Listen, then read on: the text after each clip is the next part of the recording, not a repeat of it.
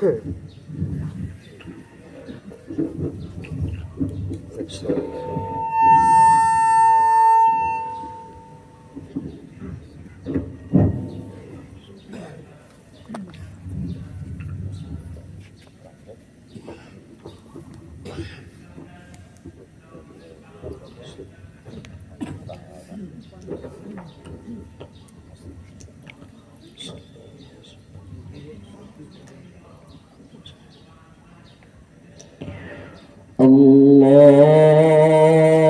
أكبر.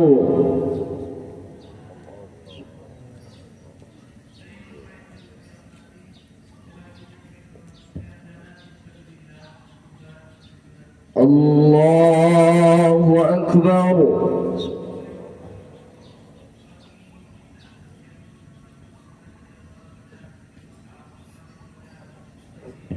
الله أكبر.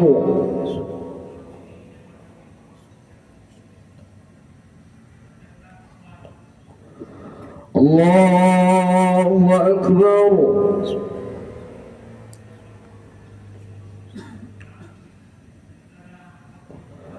الله أكبر.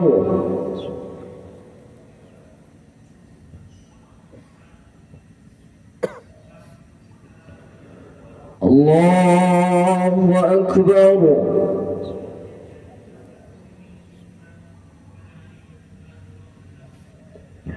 الله أكبر.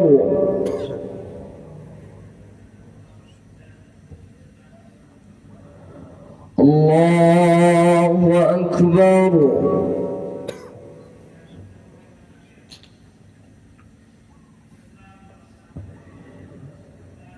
بسم الله الرحمن الرحيم.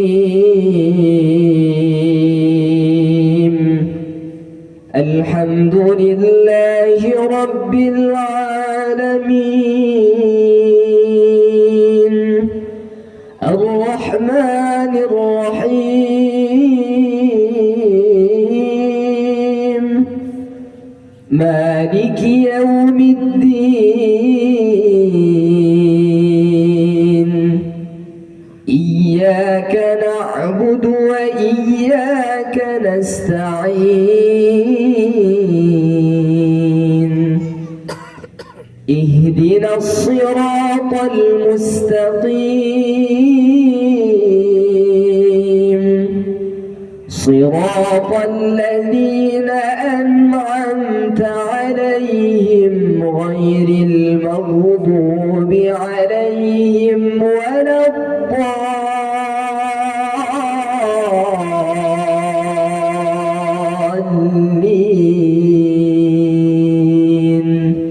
آمين.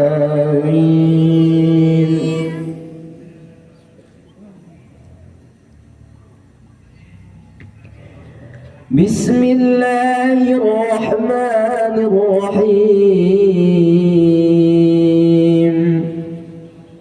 سبح اسم ربك الأعلى الذي خلق فسوى والذي قدر فهدى والذي أخرج المرعى فجعله غثاء أحوى. سنقرئك فلا تنسى إلا ما شاء الله إنه يعلم الجهر وما يخفى.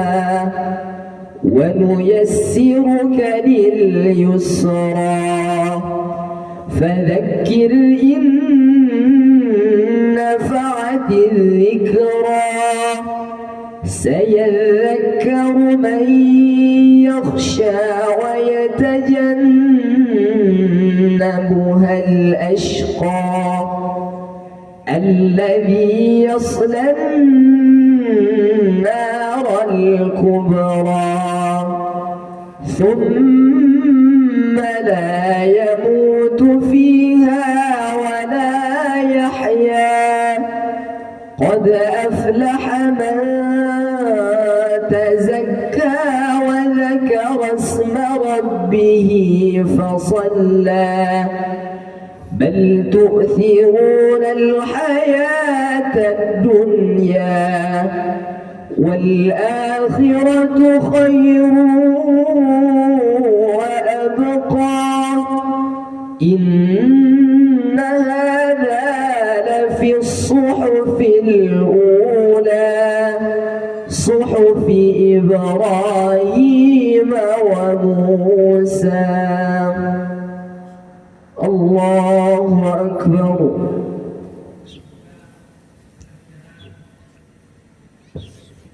سمع الله لمن حمده. الله أكبر.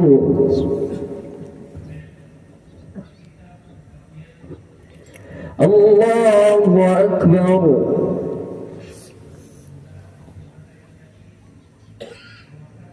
الله أكبر.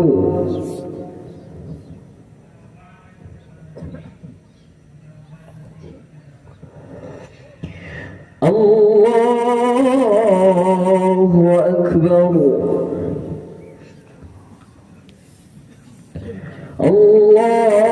الله أكبر.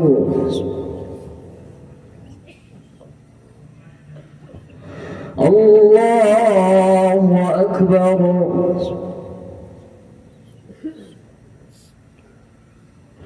الله أكبر.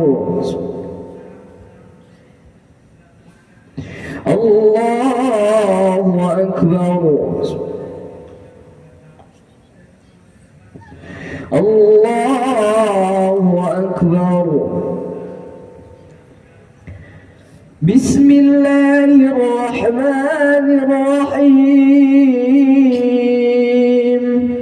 الحمد لله رب العالمين الرحمن الرحيم مالك يوم الدين إياك نعبد وإياك نستعين اهدنا الصراط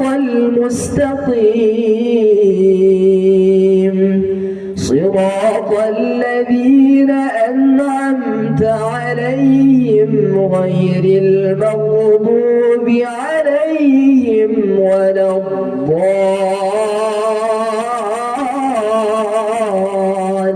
الضالين آمين.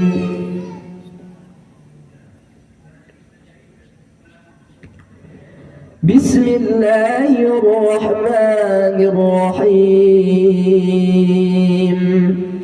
هل أتاك حديث الغاشية وجوه يومئذ خاشعة عاملة ناصبة تصلى نارا حامية تسقى من عين آنية ليس لهم طعام إلا من ضريع لا يسمن ولا يغني من جوع وجوه يومئذ ناعمة لسعيها راضية في جنة عالية لا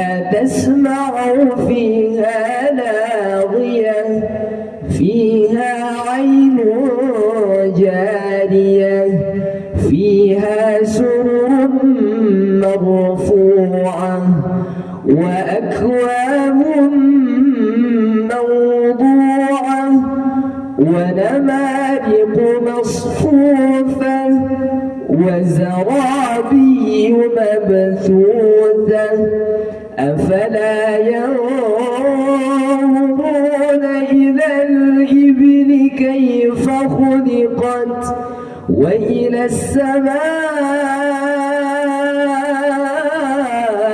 كيف رفعت وإلى الجبال كيف نصبت وإلى الأرض كيف سطحت فذكر إنما أنت مذكر لست عليهم بمسيطر إلا من تولى وكفر فيعذبه الله العذاب الأكبر إن إلينا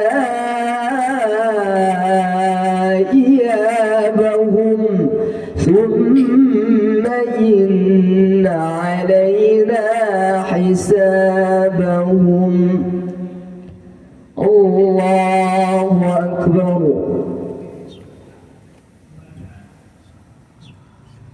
سمع الله لمن حمده.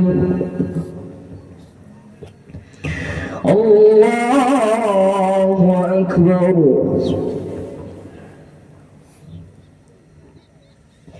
الله أكبر. الله أكبر.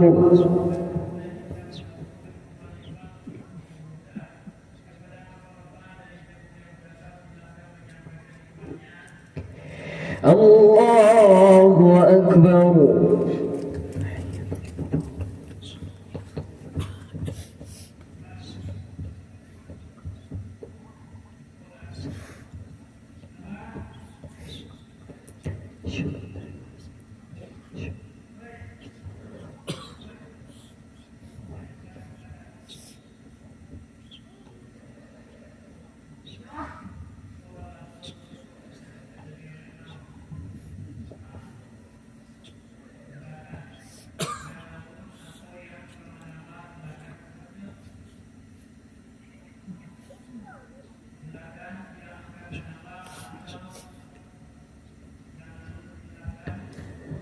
السلام عليكم ورحمة الله. السلام عليكم ورحمة الله.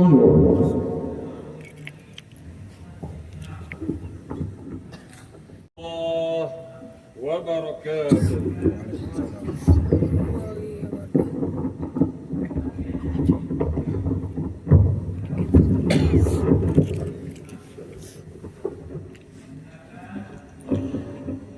الله أكبر. الله أكبر. الله أكبر. الله أكبر. الله أكبر. الله أكبر. الله أكبر. الله أكبر. الله أكبر كبيرا والحمد لله كثيرا وسبحان الله بكرة وأصيلا. لا إله إلا الله والله أكبر. الله أكبر ولله الحمد. الحمد لله الأكبر الذي زين رسوله بالأخلاق الكريمة ليكون أسوة حسنة يمشي على ضوئها الخاصة والعامة. والصلاة والسلام على محمد مرشد الأمة إلى دار السعادة والسلامة. نشهد أن لا إله إلا الله وحده لا شريك له، ونشهد أن محمدًا عبده ورسوله صلى الله عليه وسلم لا نبي بعده. اللهم فصل وسلم وبارك على هذا النبي الكريم وعلى آله وأصحابه أجمعين. أما بعد فيا أيها الحاضرون الكرام، إني أوصيكم ونفسي بتقوى الله فقد فاز المتقون. اتقوا الله لعلكم تتقون. يا أيها الذين آمنوا اتقوا الله وقولوا قولا سديدا يصلح لكم أعمالكم ويغفر لكم ذنوبكم، ومن يطع الله ورسوله فقد فاز فوزا عظيما. فاسمع ما قال الله تعالى في القرآن العظيم وهو أصدق القائلين: نعوذ بالله من الشيطان الرجيم، بسم الله الرحمن الرحيم. يا أيها الذين آمنوا اتقوا الله ولتنظر نفس ما قدمت لغد واتقوا الله إن الله خبير بما تعملون. صدق الله العظيم وصدق رسول النبي الكريم، ونحن على ذلك من الشاهدين والشاكرين والحمد لله رب العالمين. Ma'asyiral muslimin, sidang Jumaah salat Id yang dimuliakan oleh Allah. Sungguh tiada kata dari setiap kalimat yang terucap dari dua bibir anak Adam yang lebih mulia di sisi Allah selain daripada kata-kata puja dan puji syukur kepada Allah Subhanahu wa taala. Syukur akan segala nikmat dan rahmat yang telah Allah tumpah ruahkan kepada kita bersama. Yang mana seandainya lautan dijadikan sebagai tinta dan seluruh ranting-ranting dijadikan sebagai pena untuk menulis lukiskan betapa besar dan banyaknya nikmat dan rahmat yang Allah berikan kepada kita, niscaya itu semua tidak akan sanggup untuk menghitungnya. Mulai dari nikmat kesehatan, alhamdulillah, Allah masih berikan kemampuan sehat jasmani kita, lengkap anggota tubuh. Allah masih kuatkan kaki kita ini untuk melangkah, tangan berayun dan hati yang tergerak menuju tempat ini, tempat yang insya Allah dimuliakan oleh Allah ini, dalam rangka mendekatkan diri kepada Allah. Alhamdulillah, kita masih diberikan nikmat kesempatan oleh Allah. Kita masih diberikan taufik dan hidayah oleh Allah, sehingga panggilan-panggilan yang telah kita kumandangkan sejak menginjakkan diri di 10 Zulhijjah, Allahu Akbar, Allahu Akbar, Allahu Akbar walillahil hamd, mampu menggetarkan hati ini, melangkahkan kaki, sehingga kita mampu hadir di tempat yang mulia ini dalam rangka mendekatkan diri kepada Allah. Manakala mungkin ada di luar sana, di antara sanak famili kita, saudara-saudara kita, atau mungkin kawan karib sahabat kita yang Allah ambil nikmat sehatnya sehingga tidak mampu mereka untuk hadir bersama kita saat ini.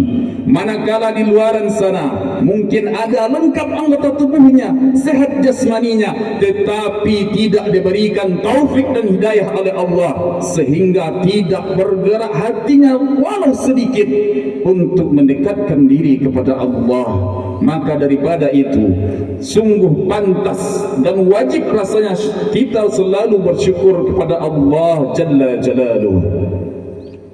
Salawat beserta salam senantiasa kita doakan kepada Allah, semoga selalu tercurah kepada baginda Rasulullah sallallahu alaihi wasallam. Karena kenapa? Karena berkat perjuangan beliaulah sampai kepada titik darah penghabisan, berkorban harta, jiwa dan raga hanya untuk menegakkan kalimat tauhid la ilaha illallah di persada bumi kita ini.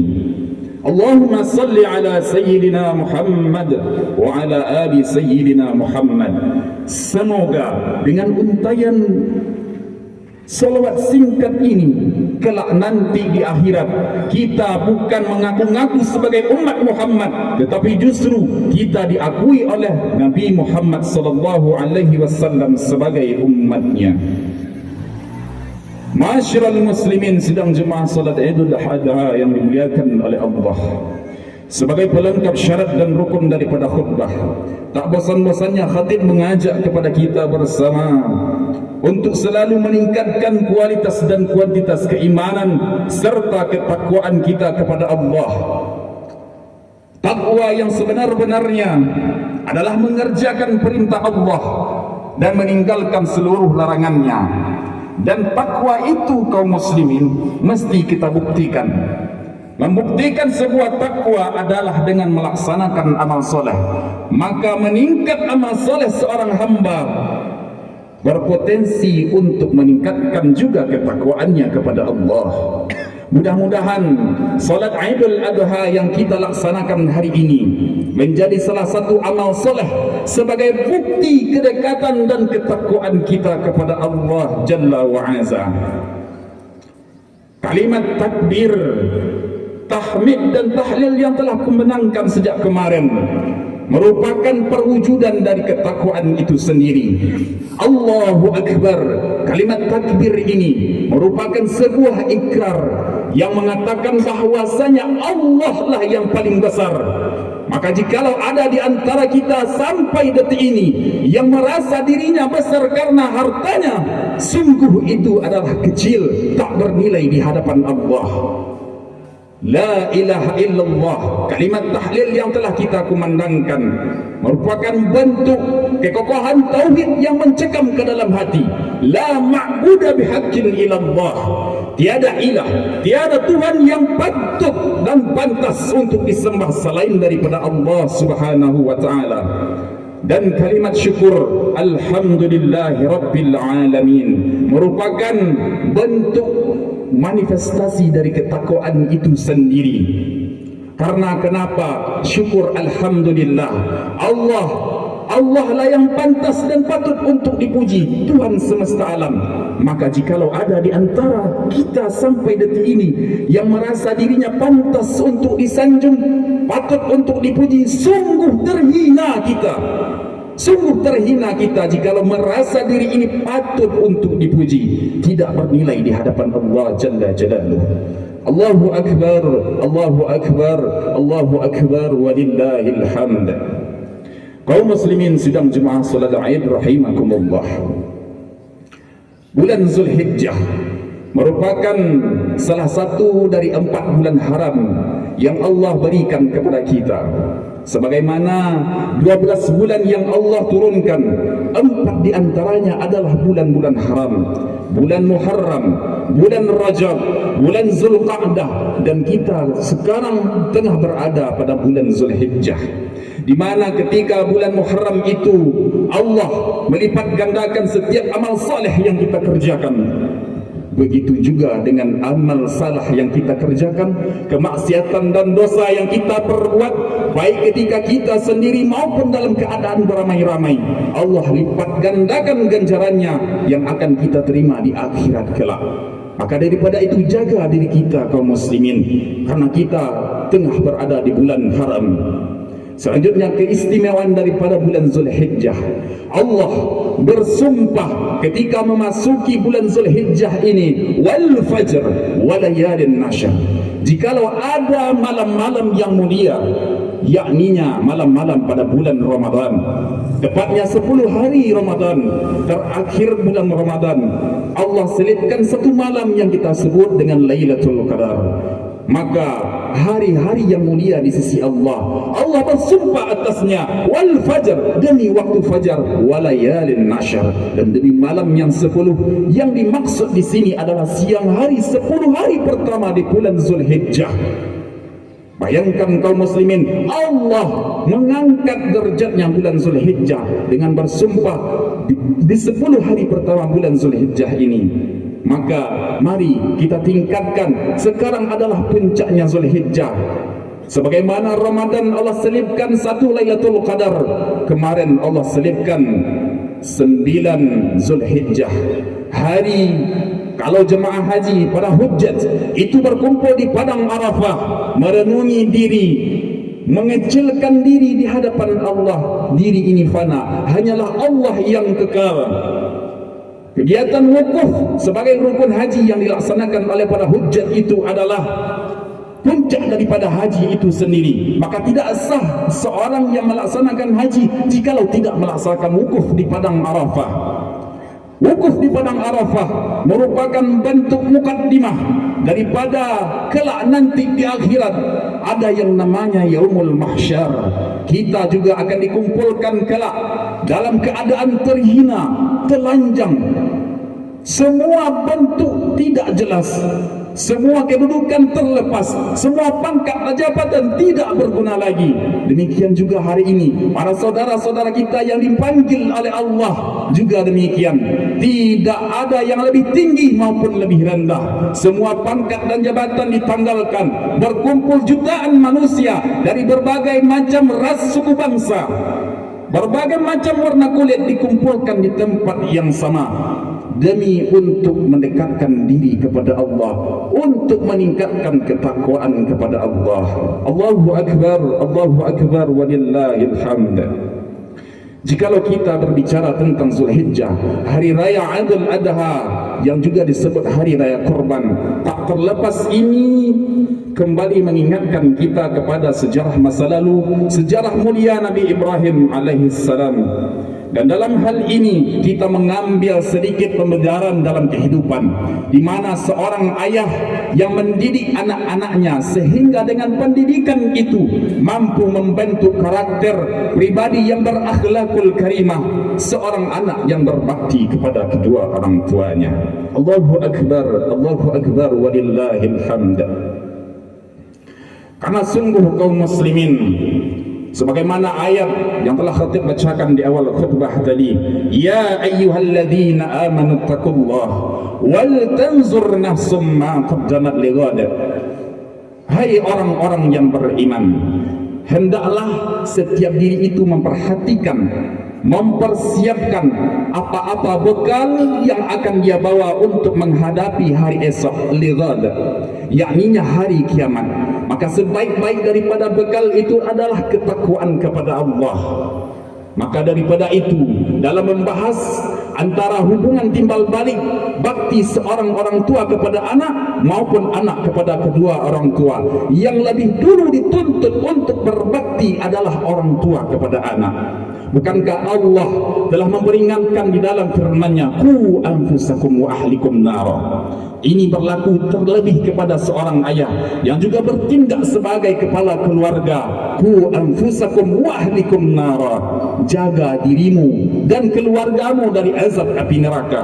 Dan di dalam ayat lain Allah wanti-wanti kita dalam memberikan pendidikan kepada anak-anak kita. Wal yakhshal ladzina law taraku min khalfihim dhurriyatan dhi'afa khafu 'alaihim falyattaqullaha wal yaqulu qawlan sadida. Dan hendaklah takut kepada Allah orang-orang yang sekiranya mereka meninggalkan keturunan yang lemah. Lemah yang dimaksud di sini kaum muslimin adalah lemah dalam urusan ukhrawi, bukan lemah dalam urusan duniawi. Banyak hari ini kita saksikan, mungkin kita sadar tetapi kita lupa bahwasanya pendidikan akhirat itu jauh lebih penting daripada sekadar mengisi kehidupan duniawi. Banyak di antara kita yang barangkali salah niat, menyekolahkan anak adalah untuk mendapatkan harta, untuk menjamin masa depannya. Tetapi ayat ini melarang kita demikian. Takutlah kepada Allah sekiranya mereka itu meninggalkan di belakang mereka keturunan yang lemah akan akidahnya. Mari kita bercermin kaum muslimin, sebagaimana contoh yang diberikan oleh Nabiullah Ibrahim alaihissalam ketika mendudukkan anak-anaknya. Pertanyaan yang keluar dari Nabi Ibrahim adalah, ma ta'buduna min ba'di? Duhai anak-anakku, apa yang akan engkau sembah wahai nak setelah bapakmu ini tiada nanti? Sungguh penanaman akidah yang begitu kokoh. Kepada anak ditanyakan setelah ia tiada nanti, apakah masih menyembah Allah Tuhan yang sama, atau engkau berpaling daripadanya? Berbeda jauh dari kita saat ini. Pagi-pagi malah berpikir, ma ta'kuluna min ba'di, apa yang akan engkau makan wahai nak setelah bapakmu ini tiada nanti? Memang urusan makan, urusan duniawi tidak dapat dilepaskan dari kehidupan, tetapi hanya karena sesuap nasi akidah tergadaikan. Na'udzubillahi summa na'udzubillah. Oleh karena itu, kembali dalam perenungan hari ini, jikalau belum mampu kita ke padang Arafah untuk merenungi diri, hari ini di tempat ini kita renungi diri kita, sudah benarkah pola pendidikan kita terhadap anak-anak kita? Jangan kita asal menuntut patuh kepada kedua orang tua, tetapi justru kita yang lebih dulu memberikan pendidikan yang benar kepada anak-anak kita. Kullu mauladin yuladi alal fitrah. Setiap anak itu dilahirkan dalam keadaan suci. Orang tuanya lah yang menjadikan dia Yahudi, Nasrani dan Majusi. Maka daripada itu, kaum muslimin, perhatikan kembali, sudah benarkah niat kita? Allah tidak marah jikalau kita memberikan pendidikan dunia kepada mereka, tetapi jangan sekali-kali kita tinggalkan untuk urusan ukhrawinya. Allahu akbar, Allahu akbar, Allahu akbar, walillahil hamd. Dan sebaliknya, sebagai seorang anak, kita juga mesti sadar diri. Membahas tentang bakti kepada kedua orang tua. Setiap kita yang hadir di sini, baik kaya kah dia, miskin kah dia, tua sekalipun, muda sekalipun, berpangkat ataupun melarat, semuanya pasti kita pernah menjadi seorang anak, dan belum tentu semua kita pernah menjadi kedua orang tua. Pernahkah kita sedikit memikirkan kenapa kita wajib beradab kepada kedua orang tua? Bayangkan kaum muslimin, 9 bulan 10 hari kita dikandung oleh ibu kita dalam keadaan lemah yang bertambah-tambah dan menyapih kita selama usia 2 tahun. Begitu juga dengan sang ayah, bekerja bercucuran keringat, mulai dari pagi hingga petang, bahkan sampai malam. Siangnya beratapkan matahari, malam berselimut angin malam. Tak tahu penat dan lelah sakit pun dilalui, hanya untuk menyenangkan hati istri dan anak yang ditinggalkan di dalam rumah. Maka masih pantaskah kita durhaka kepada mereka? Tidakkah kita ingat bahwa Allah telah mengingatkan, wa wassaynal insana biwalidayhi hamalathu ummuhu wahnan ala wahn wa fisaluhu fi 'amaini an ishkur li wa liwalidayk ilayyal masir. Kami wasiatkan kepada engkau wahai manusia untuk berbakti, berbuat baik kepada ibu dan bapakmu. Ibumu telah mengandungmu dalam keadaan lemah yang bertambah-tambah dan menyapihmu dalam usia 2 tahun. Maka bersyukurlah kamu kepadaku, kata Allah, dan kepada kedua orang tuamu. Manakala kita mungkin berpikir hari ini kita tidak sejalan dengan orang tua, jauh lebih dulu kaum muslimin, Nabi Ibrahim ketika risalah kenabian itu sampai kepadanya, orang pertama yang didakwahi oleh Nabi Ibrahim alaihissalam adalah ayah kandungnya sendiri, Azar, pembuat patungnya Namrud, penyembah patung yang ia buat sendiri lalu ia sembah sendiri.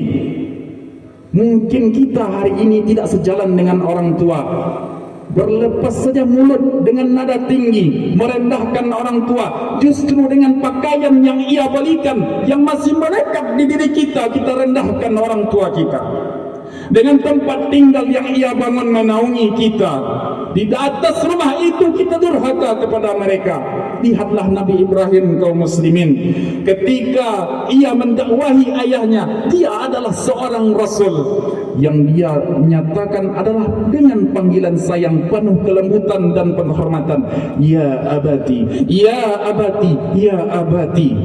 Panggilan ini penuh dengan kelembutan dan kasih sayang sekaligus penghormatan. Jangan engkau sekutukan Allah, jangan engkau sembah setan itu duhai ayah. Tetapi apa jawaban yang diberikan oleh Azar kepada Ibrahim? la'arjumannaka wahjurni maliyya. Wahai Ibrahim, jikalau engkau tidak berhenti mendakwahi aku, jikalau engkau selalu menyuruh aku menyembah Allah Tuhanmu, maka niscaya Ibrahim akan aku rajam engkau, akan aku lempar engkau dengan batu. Pergi yang jauh, tinggalkan aku dalam waktu yang lama. Meski demikian jawaban Azar, Nabi Ibrahim tetap memohonkan keselamatan atas ayahnya dan pengampunan atas ayahnya. Siapa diri kita saat ini? Tanya kembali diri kita, siapa diri kita saat ini? Ayah kita tidak sekafir Azar, walaupun memang kita tidak sesoleh Ibrahim, tetapi siapa diri kita hari ini? Sanggupkah dengan pakaian yang masih melekat di badan, justru dengan uang yang ia berjerih payah dengan itu, dengan pakaian yang melekat di badan itu, kita melawan kepada kedua orang tua kita? Dengan rumah yang menaungi kita, di atas rumah itu kita membentak mereka. Sayang kaum muslimin, sadari bahwasanya adab dan patuh kepada kedua orang tua itu tinggi derajatnya. Syukuri ketika masih ada, karena sampai waktunya nanti rumah yang dulu kita tuju saat pulang, kita masih mendengar suaranya membaca Al-Quran. Rumah yang mungkin barangkali dulu ia tinggali, masih kita temui dia di atas tempat tidurnya, sekarang ia tiada lagi. Bau keringat yang masih menempel sepulang ia bekerja. Ayah mencari nafkah yang mungkin masih berbekas, yang masih dapat kita cium baunya, namun tidak dengan orangnya lagi. Sampai saat itu nanti tiba, hanya penyesalan yang dapat kita temui. Oleh karena itu, sayangi orang tua kita selagi masih ada. Selagi dalam momentum Idul Adha ini, disembelihnya hewan korban, nanti kita beriktikad kepada Allah.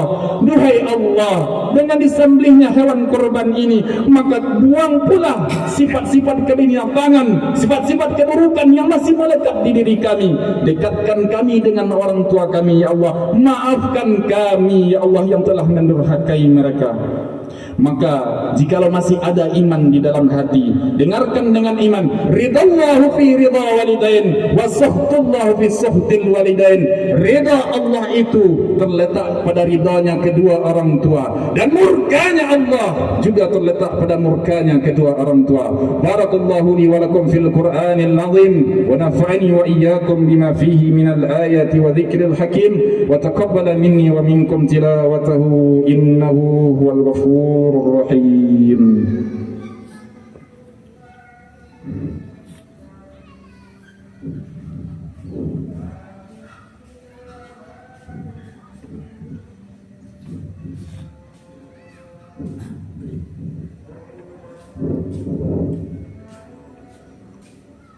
الله أكبر الله أكبر الله أكبر الله أكبر الله أكبر الله أكبر الله أكبر كبيرا والحمد لله كثيرا وسبحان الله بكرة وأصيلا لا إله إلا الله والله أكبر الله أكبر ولله الحمد.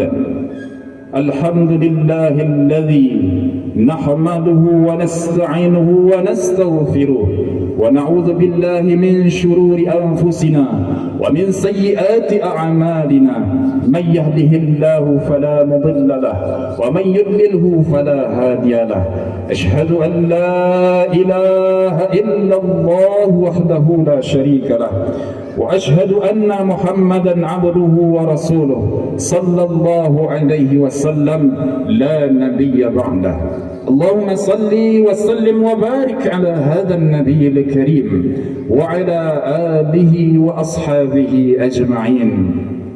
أما بعد، فيا أيها الحاضرون الكرام، إني أوصيكم ونفسي بتقوى الله فقد فاز المتقون. يا أيها الذين آمنوا اتقوا الله حق تقاته ولا تموتن إلا وأنتم مسلمون. فاسمع ما قال الله تعالى في القرآن العظيم.